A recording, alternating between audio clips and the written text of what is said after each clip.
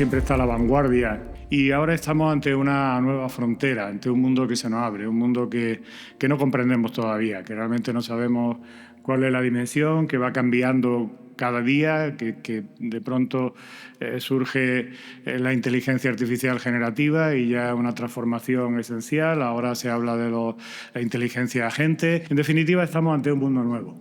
Y la constitución del algoritmo, que es una obra sobre temas de inteligencia artificial, una nueva metodología de análisis de la sociedad digital desde la perspectiva constitucional, teniendo en cuenta la interacción que hay entre la Constitución o el mundo jurídico y la inteligencia artificial y, por tanto, a partir de ahí, con esa interacción, con esa dialéctica, proponer también soluciones que tienen que ver con la constitucionalización del algoritmo, es decir, con la regulación del mundo digital, algo que estamos viendo cada vez más difícil, sobre todo a partir de la segunda administración Trump, y al mismo tiempo tiene que ver con la digitalización de la Constitución. Es decir, tiene que adaptarse también, hay que adaptar la Constitución, hay que establecer una Constitución que regule un mundo que ya está fuera de la Constitución, porque esa es la principal característica que tiene ahora mismo la sociedad digital. ¿Qué tenemos que hacer para regular el mundo digital y para hacerlo compatible con la democracia y con los derechos, que son los dos elementos que más están sufriendo ahora mismo la revolución digital? No por la revolución digital, esto debe quedar bien claro desde el principio, sino por los intereses económicos de las grandes compañías tecnológicas, que son los nuevos factores de poder y que están produciendo transformaciones culturales añadidas a las que son necesarias para que funcione bien la tecnología, y lo hacen simplemente para obtener más beneficios. Podrían obtener menos beneficios, una compañía tiene que tener beneficios, pero las condiciones de monopolio en que se desarrollan ahora son las condiciones que afectan también al derecho constitucional y podían ser de otra manera, se podían obtener los beneficios justos que merecen, pero al mismo tiempo no afectar con esta economía de la atención, con esta necesidad permanente de interacción a la que nos obligan con las redes sociales, no afectar a los derechos fundamentales y a la democracia. Cuando nosotros tenemos una transición, hay algo que sirve de puente entre el pasado y el futuro. Eso define la transición. Sabemos que venimos de un mundo y sabemos que queremos llegar a otro. Cuando tenemos una ruptura, no sabemos a dónde vamos. Yo siempre pongo un ejemplo. Es como cuando abres una puerta y detrás de la puerta ves algo, ¿no? Porque hay una transición y ya estás viendo en gran medida el mundo que viene. Mientras que, por el contrario, cuando hay una ruptura es como cuando abre una puerta y todo está oscuro, no se ve nada. Y en el caso de la revolución digital, esas cosas van cambiando conforme nos vamos acercando a la puerta. Y por eso es tan importante que desde el derecho constitucional se dé una respuesta que sirva para seguir garantizando nuestro modo de vida, la civilización, la libertad personal, la dignidad de la persona, los derechos fundamentales, la democracia y la normatividad de la Constitución, el encuadramiento de la Constitución dentro del mundo jurídico, para que la Constitución pueda cumplir las tres grandes funciones que el constitucionalismo le ha encomendado. Dos de ellas vienen de la Revolución Francesa.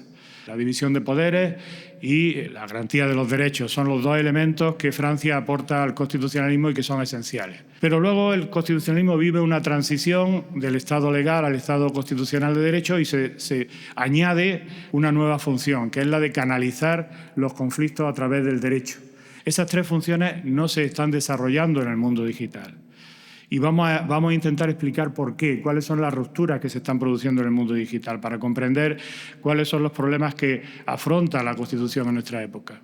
La Constitución es muy importante analizarla desde la perspectiva cultural. Y el contexto cultural hasta el siglo XX era un contexto cultural muy positivo. Existía la idea de que la ley era un concepto universal, que servía tanto para las ciencias naturales como para la propia Constitución como ley política. Y ese sentido de la Constitución es lo que produjo la gran transformación histórica que trajo la Revolución Francesa. Eso fue una ruptura también. Sabíamos que iba a cambiar el mundo absolutista, el mundo estamental, y eso se iba a hacer o se hizo a través de la ley. En el siglo XXI, sin embargo, tenemos una situación completamente diferente porque ha cambiado a través de la globalización. La globalización ha transformado los mercados nacionales y lo ha convertido en mercados globales. Y para la conversión en mercados globales, para la transformación en mercados globales, ya no sirve la Constitución, porque la Constitución permanece dentro de los confines del Estado. Exagerando un poco, pero para que se entienda bien cuál es la situación, la gran transformación que condujo al mundo moderno es una transformación que se hace por instrumentos jurídicos a través de la Constitución. La Constitución y la ley, la Constitución como referente, la ley como instrumento. La gran transformación que estamos viviendo ahora hacia la sociedad digital es una transformación que se hace por instrumentos tecnológicos. El marco de referencia es la tecnología. ¿Y cuál es el instrumento? El instrumento es el algoritmo. El algoritmo está ocupando la función que desarrolló históricamente la ley para transformar el mundo estamental al mundo moderno y ahora lo está haciendo para transformar el mundo moderno hacia la sociedad digital cuyos contornos todavía no conocemos. De manera que aquí tenemos un primer problema, una ruptura muy importante. Luego se produce también una ruptura de la unidad de la Constitución como referente cultural. La Constitución ha sido la que daba unidad al ordenamiento jurídico y esto se rompe con el algoritmo, porque hay una gran parte del derecho constitucional que no está regulado, que afecta a los derechos, que afecta a la democracia, pero ya es digital. Podríamos hablar de una Constitución hipotética o teórica digital. Y esto lo vemos claramente, por ejemplo, en los derechos. Cuando alguien quería interceptar nuestras comunicaciones, el correo o lo quería hacer a través del teléfono, lógicamente necesitaba autorizaciones judiciales. Pero eso no ocurre en el mundo analógico. Porque en el mundo analógico nosotros damos la autorización, el consentimiento cada vez que tenemos que utilizar una aplicación que son gratis, pero que nos cobran de otra manera y utilizan nuestros datos y por tanto saben todo lo que escribimos, oyen nuestras conversaciones, todos hemos tenido esa experiencia de hablar sobre un viaje que queremos hacer e inmediatamente nos llega la publicidad de ese viaje porque sabemos que todas nuestras comunicaciones están disponibles para las grandes compañías tecnológicas en el mundo digital. Nosotros hemos dado nuestro consentimiento para que nuestros datos puedan ser utilizados por estas compañías. No hay, por tanto, un quebranto, digamos, de la normatividad constitucional. Pero lo cierto es que la mayor parte de las comunicaciones que realizamos en el mundo, el 90 y tantos %, hoy día no se rigen por las normas constitucionales, se rigen por el derecho privado. La tercera ruptura sería la ruptura entre el mundo físico, el espacio físico y el mundo virtual, que son diferentes en todo. Son diferentes por su configuración, naturalmente, porque no es lo mismo el espacio virtual donde nosotros podemos intervenir que el espacio físico. Todos sabemos que la tendencia a tener una actividad más desinhibida en el mundo virtual porque no existe precisamente la presencia física. Por tanto, esta diferencia es importante desde esa perspectiva, pero desde otras muchas más perspectivas es también relevante.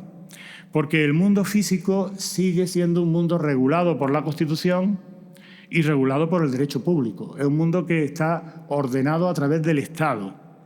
Mientras que el mundo virtual está esencialmente ordenado por factores de poder extraestatales que se sitúan fuera del Estado, a los que la regulación estatal no le afecta, como son las grandes compañías tecnológicas, que son factores globales, y no lo hacen a través del derecho público, sino a través del derecho privado. El mundo virtual está configurado a la medida de los intereses y del modelo de negocio de las grandes compañías tecnológicas.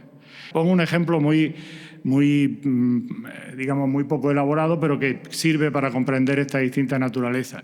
Si nosotros tenemos conocimiento, si hay en el mundo físico, digamos, conocimiento de un crimen, de una actividad de corrupción, de algo que ha llevado a un delito que ha llevado a que una persona se enriquezca indebidamente, por ejemplo, con 2 millones de euros o con 3 millones de euros, ¿cómo se va a actuar en el mundo físico? Apenas se tiene conocimiento de esto, interviene el Estado, hay una investigación judicial, un procesamiento y una sanción y eventualmente la devolución del dinero que indebidamente se ha cobrado.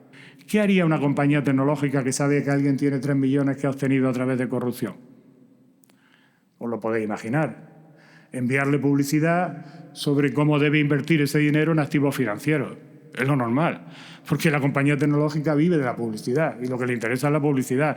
Los algoritmos no tienen componentes éticos. Los algoritmos están orientados a un modelo de negocio, a obtener más rendimiento. Por tanto, están orientados a conocer datos sobre las personas que luego permitan enviarle publicidad personalizada, y en este caso la personalizada tiene que ver con el dinero que esa persona posee, aunque evidentemente ese dinero ha sido obtenido ilícitamente. Bueno, insisto, es simplemente un ejemplo un poco burdo, pero para que veáis la diferencia entre la distinta configuración del mundo físico, que está orientado a los intereses públicos, y el mundo virtual, que está orientado a intereses privados, que a veces no son intereses defendibles desde el punto de vista de derecho constitucional. Luego viene la cuarta ruptura significativa, y esta ruptura es la más importante desde la perspectiva del derecho constitucional y los derechos fundamentales, porque está destruyendo el espacio público y la democracia. Y es que estamos perdiendo una percepción social compartida de la realidad. La percepción social compartida de la realidad la teníamos en el mundo analógico, la teníamos en un espacio público democrático donde los medios de comunicación contribuían, cada uno desde su ideología, desde su perspectiva, a definir un espacio común donde se discutía, donde se debatía, donde se llegaba a consensos, y a partir de ahí se construía constitucionalmente la sociedad. Hay un proverbio árabe que dice que la verdad era un espejo enorme que había en el cielo y que cayó a la tierra. Y que al caer a la tierra, cada uno de nosotros, cada una de las personas que vivimos en esta tierra, tenemos un trocito de verdad. Y ahora, ¿qué tenemos que hacer para conocer la verdad? Poner en común todos los trozos. No despreciar el trozo tuyo de verdad, o que tú desprecies el mío. ¿Y esto qué nos dice desde el punto de vista de la democracia pluralista? Pues que, lógicamente, lo que ha ocurrido hasta ahora es que, siempre con problemas y con deficiencias, como suele ocurrir en todas las construcciones sociales, la verdad se ponían en común todos estos trozos del espejo. La verdad tiene que ser compartida en una democracia pluralista. Si no se entiende esto, pues lógicamente se producen los fenómenos que se están produciendo, que son fenómenos de fragmentación del espacio público, de radicalización, fenómenos donde no hay posibilidad de llegar a acuerdos, donde no hay posibilidad de llegar a consensos, donde por tanto vamos a tener una sociedad cada vez más fragmentada, donde se discute todo, donde se debate todo, no se entiende la razón de los otros no existen, o si existen son siempre el enemigo, son aquellos que están equivocados, y todo esto tiene mucho que ver con la estructura de las redes sociales, con el hecho de que las redes sociales, a través de sus algoritmos, deciden cuál es la verdad. Aquí creo que la solución es la que propongo, de una nueva metodología para comprender estos problemas y al mismo tiempo afrontar un doble proceso que tenemos que afrontar, que es regular los algoritmos, constitucionalizarlos. En nuestro caso va a ser más bien europeizarlos, porque, como sabemos, la capacidad de gestión de Europa es fundamental en este tema, y también, al mismo tiempo, adaptar la Constitución, comprender las exigencias que para la Constitución plantea esta nueva era, este tiempo nuevo de la sociedad digital. Muchas gracias.